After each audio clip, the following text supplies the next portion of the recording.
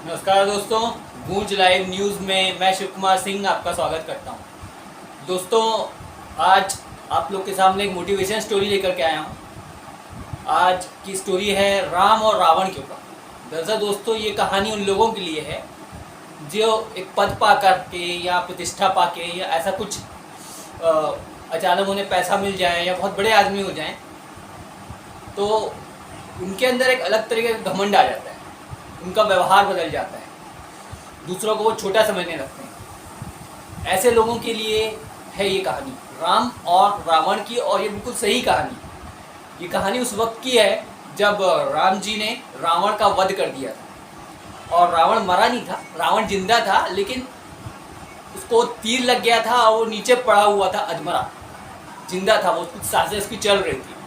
उस वक्त राम के साथ कृष्ण माफ़ करिए लक्ष्मण भी खड़े थे उनके भाई। तो राम उन्हें बोलते हैं, राम कहते हैं लक्ष्मण को कि लक्ष्मण जाओ जा कर के रावण की जो क्वालिटी है, रावण के पास जो ज्ञान है, वो उसका ज्ञान सुन करके आओ। उस ज्ञान को हम आम जनता तक पहुंचाएंगे जो काफ़ी कीमती है। तो लक्ष्मण बड़े हैरानगी से उन्हें देखते हैं राम को और बोलते हैं, भ्राता, कि ये रावण इतना घमंडी है और हमसे हार गया है, ये हमें अपना ज्ञान क्यों देने लगा, और ये तो बहुत घमंडी आदमी है, ये मुझे नहीं लगता देगा। बोले एक बार कोशिश करो, लक्ष्मण को बोले एक बार कोशिश करो, हो जाए। तो लक्ष्मण जाते हैं रावण के पास। रावण का सर एक डायरेक्शन में था और पैर दूसरे डायरेक्शन में। तो लक्ष्मण जो होते हैं, लक्ष्मण रावण के सर पे, सीध पे जाके खड़े हो जाते हैं और रावण को बोलते हैं, रावण अब तो तू मर रहा है, तो तू हमें अपना ज्ञान, अपना जो तेरे पास जो ज्ञान है, कीमती ज्ञान है, वो हमें दे जा, ताकि हम इस दुनिया को, उस ज्ञान को बांट सकें और दुनिया के काम आए। उनका टोन जो था, बोलने का तरीका जो था लक्ष्मण का, वो बहुत एटीट्यूड वाला था। तो ये बात रावण को खराब लग जाती है। अब वो भी भला एटीट्यूड वाला, पूरी ज़िंदगी उसने एटीट्यूड पर निकाल दिया, वो दूसरी साइड मुंह कर लेता है रावण लक्ष्मण। फिर लक्ष्मण वापस अपना मुंह लेकर के राम के पास आ जाते हैं, बोलते हैं कि देखा, मैंने तो कहा था ना आपसे, ये बहुत घमंडी आदमी है, ये कभी नहीं सुधरने वाला, मर गया है, मर रहा है, कुछ देर बाद इसकी सांसें रुक जाएंगी, उसके बाद भी इसके अंदर अभी भी घमंड है। तो राम बोलते हैं ठीक है, मैं जाता हूँ। राम बहुत ही शिष्टाचारी और मर्यादा पुरुषोत्तम थे।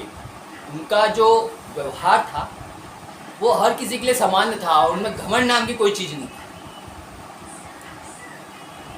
वो जाते हैं रावण के पास में और रावण के साथ बैठते हैं, नीचे बैठते हैं, हाथ जोड़ते हुए बोलते हैं, हे रावण, तुम्हारे अंदर जो भी ज्ञान है, जो भी ज्ञान भरा हुआ है, वो ज्ञान तुम हमें दे जाओ, ताकि हम उस ज्ञान को, जो कीमती ज्ञान है, वो लोगों में बांट सकें। और वो उसके पैर के साइड बैठे थे, जहाँ उसका पैर था, सर ना होकर के जहाँ उसका पैर था उधर साइड में वो बैठे थे। ये देख करके रावण हाथ जोड़ लेता है राम जी से और कहता है कि राम जी, आप में और मेरे में बस यही अंतर था। मेरे पास सेना थी, धन था, बल था, सब कुछ था, लेकिन उसके बाद भी मैं युद्ध में आपसे हार गया। आपके पास कोई सेना नहीं थी, कुछ नहीं था, आप 14 साल वनवास काट रहे थे, लेकिन उसके बाद भी आप जीत गए, क्योंकि आप मर्यादा पुरुषोत्तम हो और आपके अंदर घमंड नहीं है।